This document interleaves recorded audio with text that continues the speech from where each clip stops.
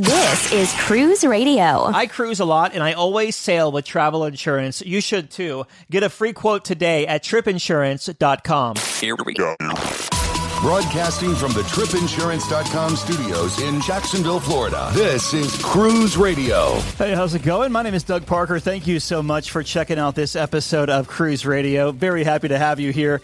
A review of Norwegian Prima this week from Scott and staff writer Richard Sims standing by with Cruise News. Jumping to him right now. Hey, Richard. Hey, Doug. So we kick things off with news about how one cruise line is using AI in a way that could actually help save lives.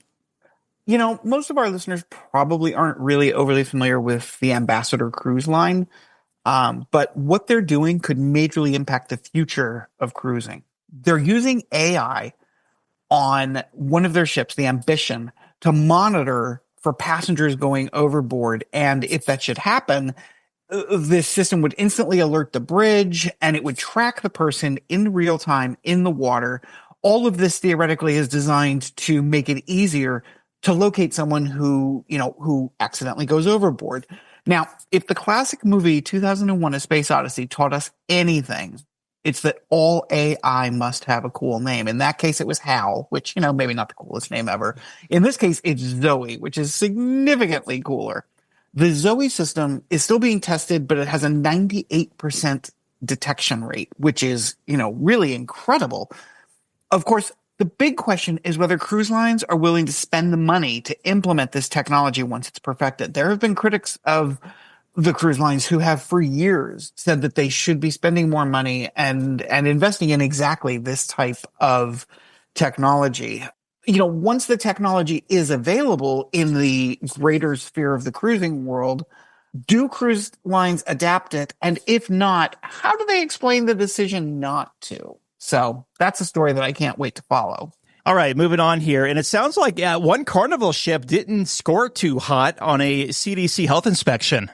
Not so hot indeed. So to put things in perspective, when the CDC boards ships to do surprise inspections, a ship needs to get an 86 or above in order to pass. In this case, the Carnival Sunshine, which is the ship we're talking about, received an 89. So, like me, when I was in algebra, the ship passed, but just barely. Among the most serious offenses were reports of a food service employee continuing to work while experiencing symptoms of gastrointestinal illness. There were also insects, including fruit flies and, probably worse, cockroaches, found in the food service areas, refrigeration failures that, meats weren't being kept at the temperature they needed to because the refrigeration system wasn't working. Like I said, the ship did squeak by with a passing grade, but they still have to submit what's called a correction report to the CDC that sort of outlines how they're going to address these problems. And of course, the CDC will, as part of this program, will revisit them, and hopefully they have fixed those things and gotten back on track. It honestly isn't that common that ships do poorly on these. Most ships do very, very well on these inspections because they know that they have to keep those standards up. You don't want to get a failing grade on this. It can be, it's a bad thing for a ship to get a failing grade, obviously. So I have no doubt that they're doing everything in their power to boost that grade up the way I studied late into the night to pass algebra. Yeah, did you know that the cruise lines have to pay for these inspections? I did know that. Yes, yeah. I did know that a while back. I wrote something about that, about how the whole system works. And it's really interesting. The way that this, I think it's called the Vessel Sanitation Program, the VSP, is run. It is a CDC thing, but you're right. Cruise lines have to pay for this. It's, sort of built into your cruise cost, I guess. Yeah. So if your ship is up to 110,000 gross registered tons, you're paying, or the cruise line is paying $16,100. And then anything over 110,000 to 180,000 is 32,200. And then the mega ships, 180,000 and over is 64,500 per inspection. That seems like a lot of money for an inspection. When we bought our house here, we my household, had to pay to have an inspection done, and Thankfully, it was not anything near that much. Right. And guess who were booked on 15 sailings out of Texas? Got a little surprise earlier this week. Yeah, cue the sad trombone sound, because guests who were expecting to board the Majestic Princess in Galveston received notice that due to what the company is calling a, quote, global fleet deployment strategy, they've canceled a whole bunch of sailings. Now, there's a bit of good news here in that these sailings they're not like, it's happening next week or even next month. In fact, they're not even happening this year. The impacted sailings are between November of 2026 and March of 2027. So, there's plenty of time to find a new cruise, which in their letter, the princess said they would help people do. But it's not necessarily comforting to people who book in advance. There are a lot of reasons people book in advance. They want to save money, or maybe, especially some of these are taking place around the holidays because it's between November and March. And that means a lot of people plan family trips. They're like, 2 years from now, we're all going to get together and we're going to go on this sailing out of Texas to the Caribbean as a family. And while I would never want to do that with my family, a lot of people do this.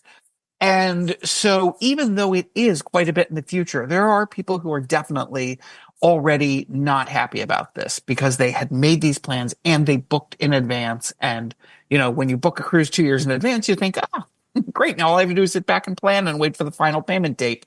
Not so much in this case. No word yet where Majestic Princess will be repositioned to. We thought we knew, but turned out we didn't.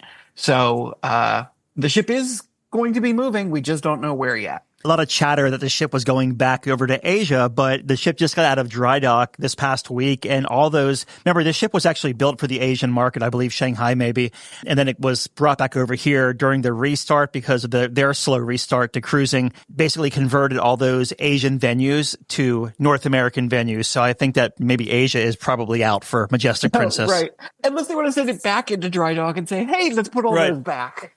And two new, well, I say new with air quotes, Carnival ships are now sailing in Australia. Sort of. Yeah, these aren't really new ships. And for a lot of people who will be sailing in them, they're not even really new to them.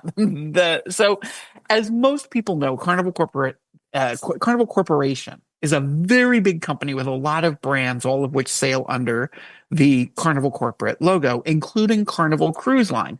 A lot of people don't realize, unless you happen to be, like us and you love the cruise industry and everything about it, a lot of people don't realize that there is a difference between the Carnival Corporation and the Carnival Cruise Line. Carnival Cruise Line is a division of Carnival Corporate.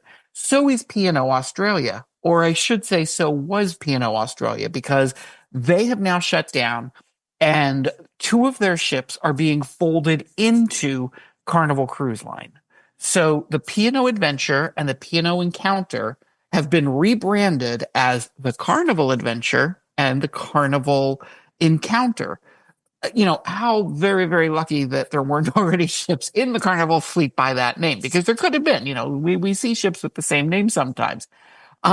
This is kind of like when they brought the two Costa ships into the Carnival Cruise Line fleet, the Firenze and the Venezia. And like in that case, these two ships got kind of a Carnival glow up, but they'll maintain some of the things that Australian passengers always loved about the old P&O Australia line. These ships will join the Carnival Luminosa and the Carnival Splendor, which are already sailing out of Australia. And that means that Carnival will have 4 ships in the Australian market. Now, Doug, maybe you know this. I don't really understand the point of this, to be honest. The ships are getting a little bit of a change, but they're still basically the same, and they're still going to be sailing out of Australia, out of Sydney and Brisbane, respectively. And we have another story about how high winds caused a cruise ship to break free. Yeah, we talked about before how the side of a cruise ship in high winds kind of acts like a ginormous sail. And yes, ginormous is the technical term. In this case, the Discovery Princess was docked in San Francisco, and it was very windy, and that caused the aft mooring lines to snap and the ship to break free. The captain made an announcement saying, and it's kind of funny when you listen to the announcement, he's like, as you probably noticed, the ship has left the dock. They basically had to bring in a crane because the gangway was hanging off the side of the ship on deck 5, which is kind of go and look at the pictures if you haven't seen them, or in the Doug's news video, you can see the gangway hanging off the side of the ship, which is cool and terrifying at the exact same time. The good news is nobody was hurt. The ship was able to sail later that day. No injuries were reported, so all's well that ends well. And finally, a story that reminds us why you should always make sure your balcony door is closed and locked at night. I hate this story. I hate this story so much because I am one of those people who, whenever possible, and not all balcony doors, this is not always possible, but I like to leave the slider open a little bit so that I can hear the sound of the ocean as the ship passes through it. That is one of my favorite sounds. I sleep to it at night, with a sound machine. And when I'm at sea, I do this all the time. But then you hear stories like this. A guy on the Royal Caribbean's Mariner of the Seas apparently got very, very drunk, went to the Vitality Spa, through there, accessed the outside decks, and sort of started climbing from deck to deck where the junior suites are. He was going from one balcony to another. He then later was banging on doors at like 1 a.m. and throwing things around, including knocking furniture over, and he threw a chair overboard. Eventually, he was secured by ship security, which is good to know. But yeah, it is sort of a little bit scary to think that, you could be sound asleep and suddenly there is someone out on your balcony who could, if you're sleeping with the balcony door open the way I do, or maybe did, I'm not sure. He could just come right in. And the last thing anyone wants is some rowdy drunk coming through their balcony doorway at 2 a.m. Imagine how scary that would be. And I thought it was scary when I walked in my room and there was one of those towel animals in the shape of a human laying in my bed. Imagine an actual human coming through the balcony door. Just how disorienting and terrifying that would be. So, yeah, no word on, his punishment. I kind of assume that he will probably be banned, but that's just me guessing. I don't know for sure. Yeah, interesting story there. Never a dull moment, right? All right, staff writer Richard Sims, as always, thank you, my friend. Glad to be here, as always. The world is constantly changing. Your place for news is still the same.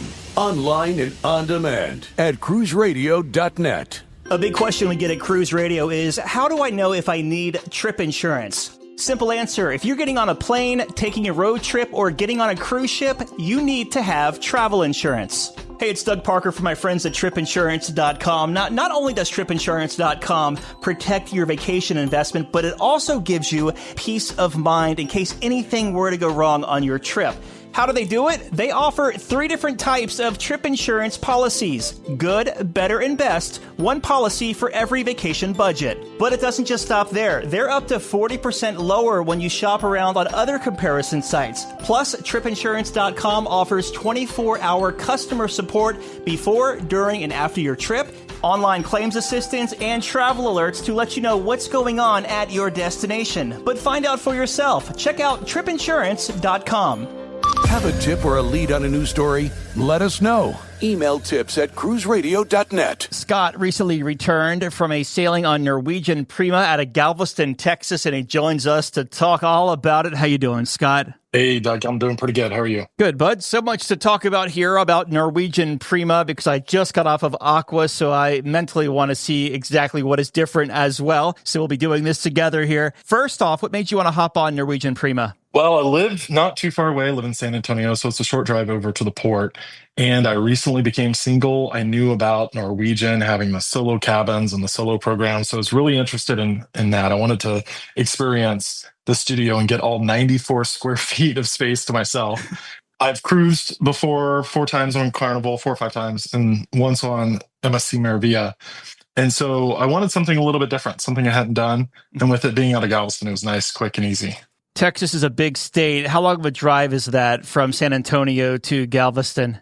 Texas is a big state. Without traffic, it's just under 4 hours. Okay. But I drove over the night before, pretty late the night before, stayed on island, and then got right to the cruise ship the next day. And how was embarkation down in Galveston? Man, it was super, super easy. I parked at the garage right across the street from the terminal and timed myself 12 minutes from my car to the ship. It was super fast and easy. I had a 12:30 check-in time because I did it kind of late. I thought I was going to drive over that morning and decided due to some traffic and some weather to come over the night before. But I had a 12:30 check-in time, but I was on the ship at 12:27 exactly. Awesome. So I got to ask you, you've sailed Carnival before, you've sailed MSC before. What were your first impressions walking on board Norwegian Prima? It is a beautiful ship. It is different, a different style, a different vibe. Mid-century modern, kind of Scandinavian style all throughout. My first time on Norwegian, it blew me away walking into that atrium. It felt like no ship I had been on before. Now, and this one is for their solo cabins because they had the lounge and everything. Oh, actually, is this actually part of that complex? Or because you said it was 4 square feet. So I guess it was part of the solo complex, correct? Right. Yes, okay. It was. Yeah. And then what did you think of the stateroom? Like, was it functional for one person throughout the week? Was there plenty of room? I mean, 94 square feet isn't a lot, but I mean, you don't really need much sometimes. Right. Yeah. And honestly, I've never stayed in an inside stateroom either. I've always had a balcony or an ocean view. So this was totally different. But the 94 square feet, it was functional. It was laid out very, very well. Everything had a purpose and a place. The bed is a little bit larger than a twin bed. I guess it may be a full-size mattress. They still had twin sheets on there, so that was a little bit of a hassle. But the room itself was fantastic. It was perfect for one person. And like I said, you don't spend a lot of time in that room anyway. Yeah, I was going to ask you, so for folks who aren't familiar with the solo staterooms on this class of ship and a couple other classes as well, you have like a complex there. So what all does that include? Like when I walked through there on Norwegian Aqua a couple of weeks ago, I saw like some beer taps, I saw snacks, TV. Like, is all that just there for you? It is, yes. And it's this cordoned off area that is kind of separated from the other hallways where you've got your staterooms. And then at the back of that is that lounge.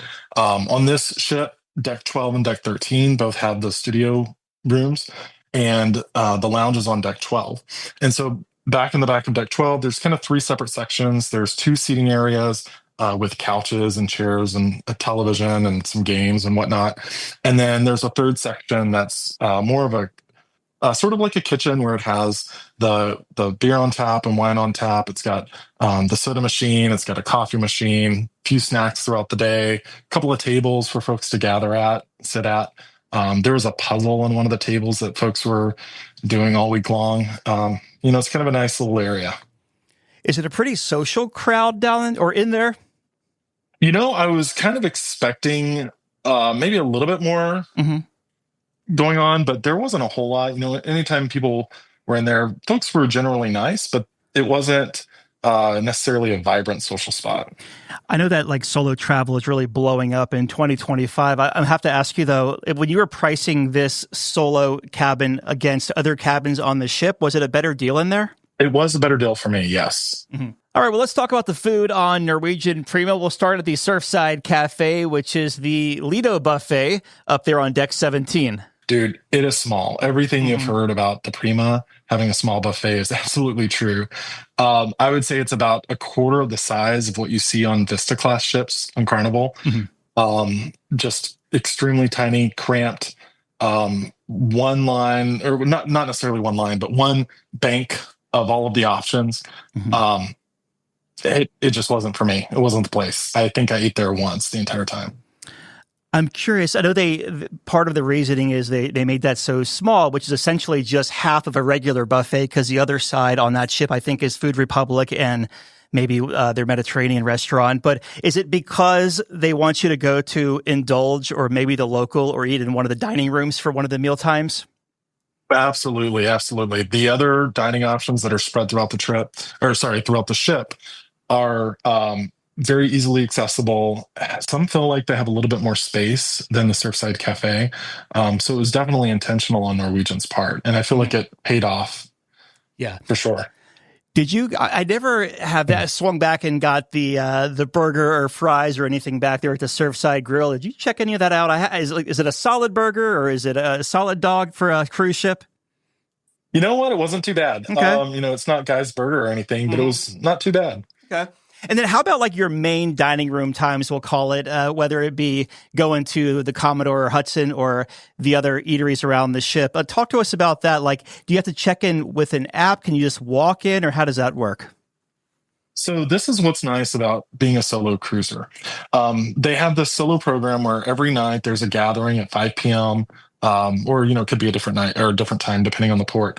But all of the solo cruisers are invited to come gather in Sid Norman's House, and from there, after doing a little bit of a social activity or something, they have a reserved table over in Hudson's for anybody that wants to go eat dinner to be able to go. So I did that a couple of nights. Was able to just walk right in, never had to request a table or anything. So that part was fantastic. I didn't eat at the main dining room other than those couple of times that I did that. And then what other restaurants did you hit up on this 7-night cruise? Like, did you go to the local at all? Yeah, I spent more time in the local and an Indulge food hall than anywhere else. Indulge food hall, I know a lot has been said about that. It's a great spot where you have a ton of options. You sit down at your table and order from an iPad. They just bring you the food as it's ready from any of the options that are there, except for the two paying places, which is Starbucks and Coco, the little dessert bar. There are some included dessert options as well. So Indulge Food Hall is really nice. You can sit inside or you can sit outside on Ocean Boulevard. And then there's the local, which is open 24 hours a day. They've got two sides to it. They've got the bar side, and then they've got the sit-down restaurant. It took me a couple of days to find the sit-down restaurant side of it. I spent all my time on the bar side and would just order, bar snacks for dinner or for lunch or breakfast or whatever. And then they have over on the restaurant side, you walk up and request a table. There's nothing you have to do on the app. You just walk right up. They take care of you. And in all my situations, I never had to wait once for a table. It was always very quick. It's funny you say that, Scott, because like I was the same way. I was at the bar and then I was like, where in the heck can you go to eat? And I walked in there and I'm like, I was asking a server, you have to see a host or a hostess. I'm like, where? I don't see anything, but I had to take like that hard right, and it was right there at the entrance, kind of, right across from the Mexican place there, and finally found it. But yeah, it's it could, if you don't know going in, it could be it might take you a day or two. Yeah, exactly. And I kind of stumbled on it walking around the Ocean Boulevard one day. Did you do any specialty restaurants? I did Cagney's one night with a friend that I made through the solo program. That was really good, delicious. Awesome. Now, how would you compare Cagney's to steakhouses you've been to on, say, Carnival, or if you did one on MSC? I've never done one on a ship. Okay. Compared to one on land, though, I thought it was pretty decent. It was good. What kind of package do you get as far as dining if you're booking a solo cabin? So I booked it when it was still free at sea. And with my cabin, I received one meal at a specialty restaurant. Of course, had the options to, get additional ones. I had originally intended to do Los Lobos because I'm just a big Mexican food fan, which is the Mexican food spot. So I was intending to do that. And then this friend really wanted to go to Cagney's, so we decided to go there instead, which was great. I don't regret that decision.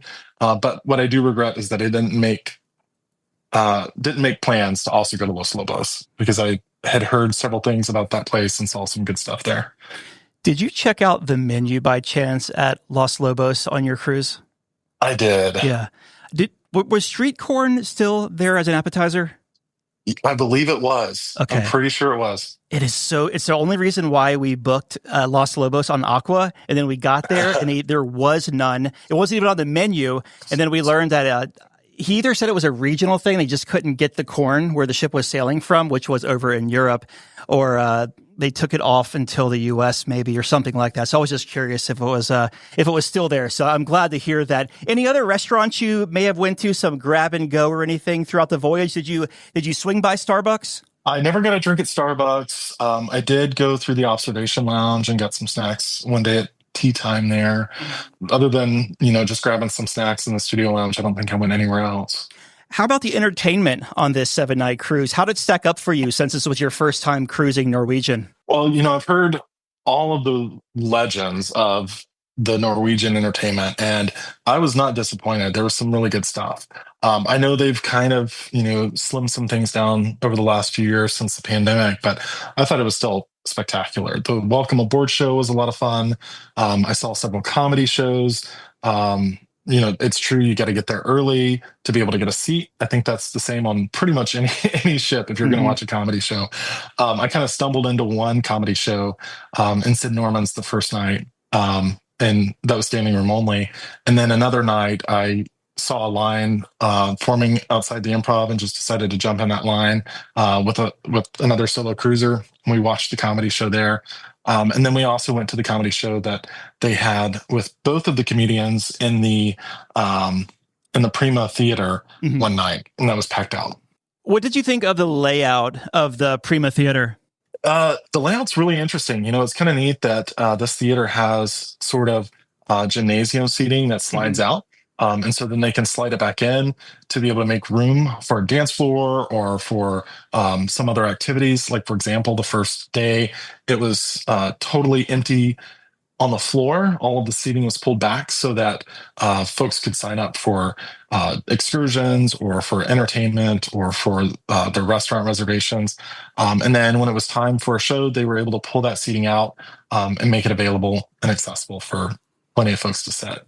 So it was very, very nice. And I also liked on deck 7 on the sides, they had these sort of booths with very plush, comfortable seating. That was my go-to spot for most of the shows, except for some situations where, I was sitting with other solo cruisers where they had some spaces reserved for us. But those little plush booths were really nice to sit at. Are they still running the Donna Summer musical? They no longer have that. Okay. That's now closed. But what they do have is Bossa Nova Beats. And that was a really, really engaging and entertaining show. Lots of fun. It's this sort of Cuban style, Latin infused show. Very dynamic. Did you check out the Price is Right at all when they did that on the ship? Yes, I did. I went to the Price is Right, and I'm a big winner. I won a keychain. Nice. All right. For playing along on the app and got the fastest time on one of the solves. When I was on Aqua, I really thought that the roving band on there, they just show up randomly and start playing.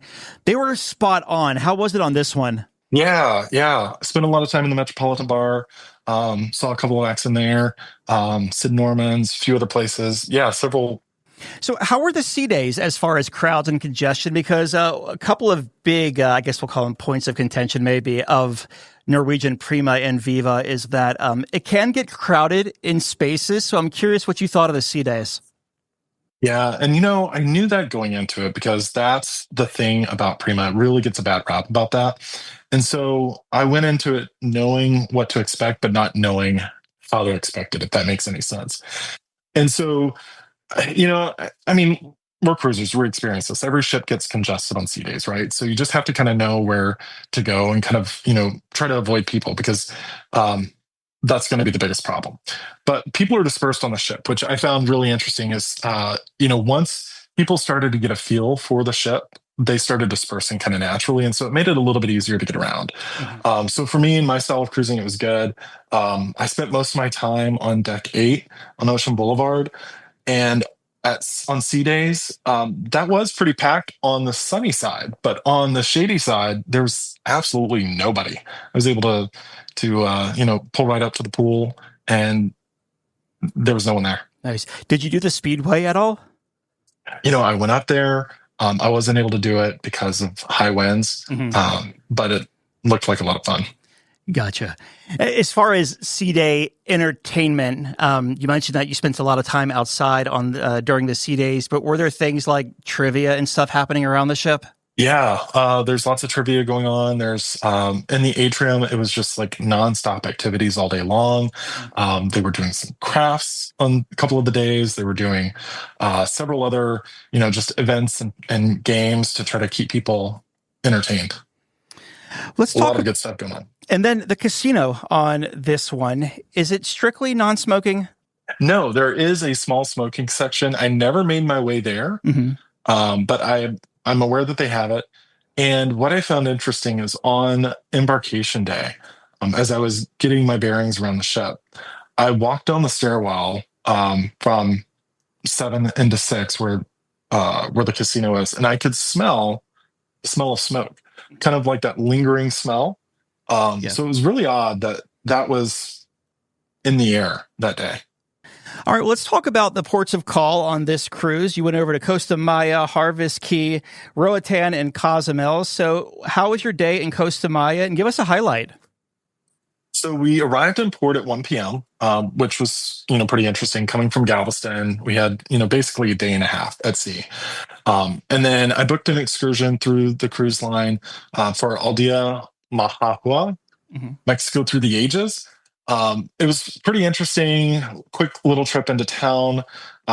They performed a Mayan ceremony. They had dancing that walked through the different regions of Mexico over the centuries.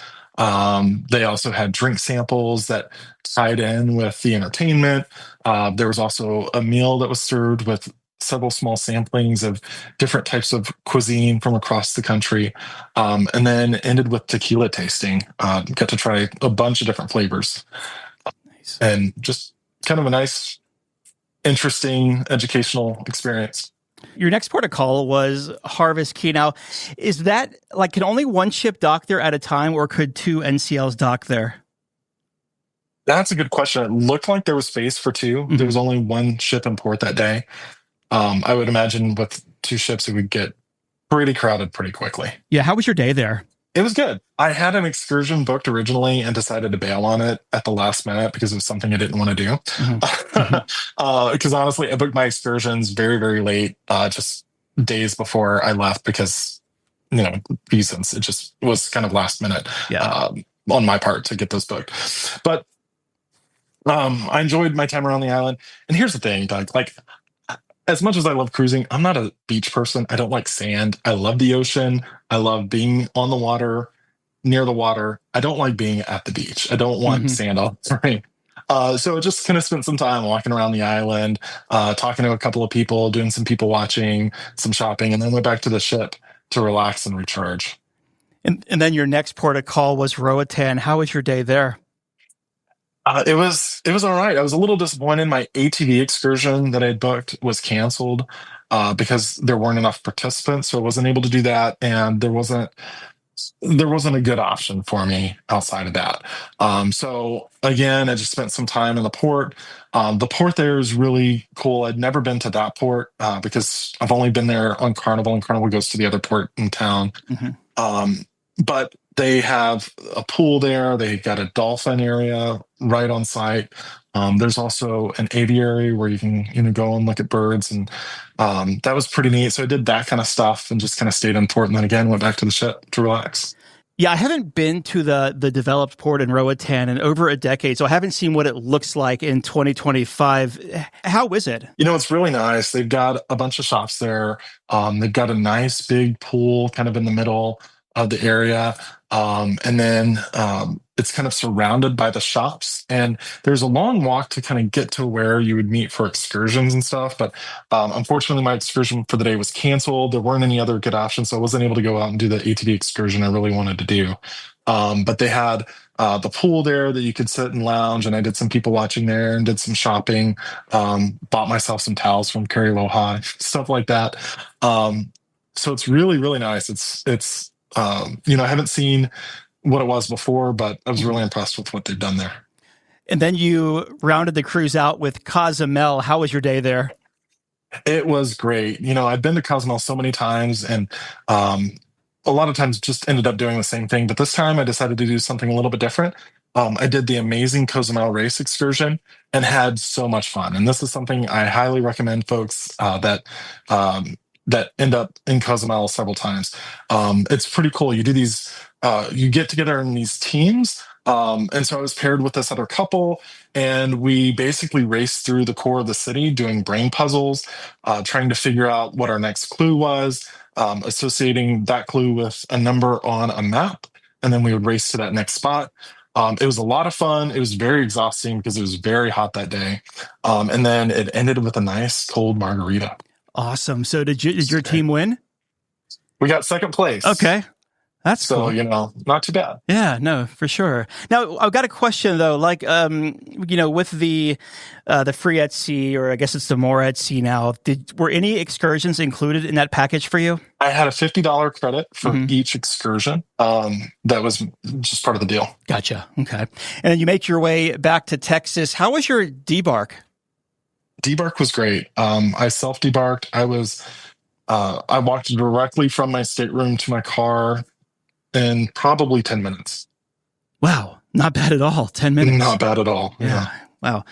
All right. Well, any first-time tips to offer anyone sailing Norwegian Prima? I mean, did you feel like the ship was at capacity or sailing over 100% when you were on board?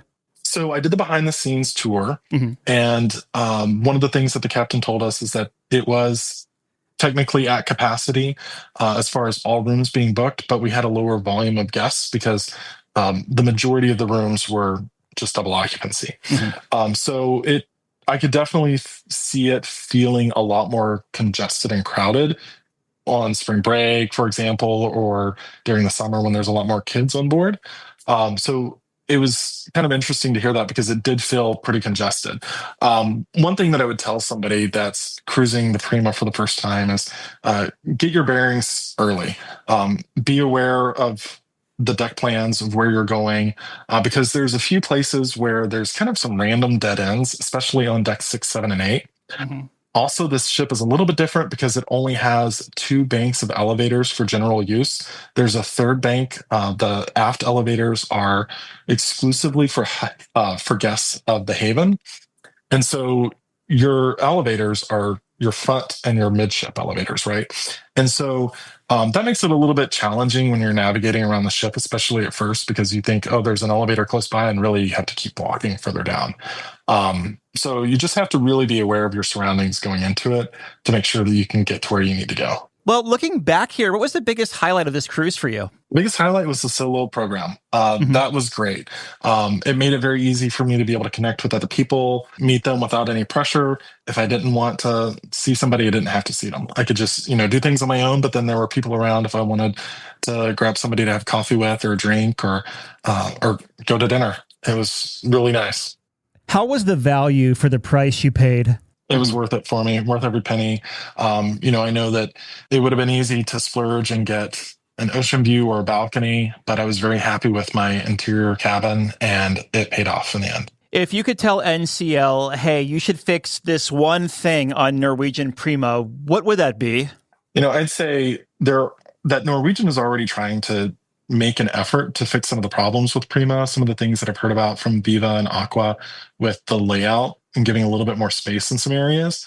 I think for them to be able to fix some of that on Prima, it would mean dispersing some of the activities as well. Like a lot of the activities were centered in the atrium, which is pretty small compared to most ships. And so it makes it a little bit crowded to get around. There's a lot of folding chairs that are in there throughout the day where people are sitting. It takes up a lot of space having those people there. But if they move some of those activities around and utilize some other spaces, it might make things a little bit easier for folks to get around the ship. And in closing, final thoughts of Norwegian Prima. You know what? I enjoyed it. Can't wait to book again next time Norwegian's sailing out of Galveston. All right. I've been talking with Scott about his 7-night Western Caribbean cruise on Norwegian Prima. Scott, thank you so much for sharing your vacation with us. Yeah, thank you, Doug. All right, Dougie, let's see what we got for you, buddy. Cruise Radio is produced at the tripinsurance.com studios in Jacksonville, Florida. Get cruise news, ship reviews, and money-saving tips every Thursday on Cruise Radio. If you've enjoyed this episode, please subscribe to the show. If you want to help spread the word, give Cruise Radio a 5-star review. Find Cruise Radio where you listen to your favorite podcast or online at cruiseradio.net. I'm your announcer,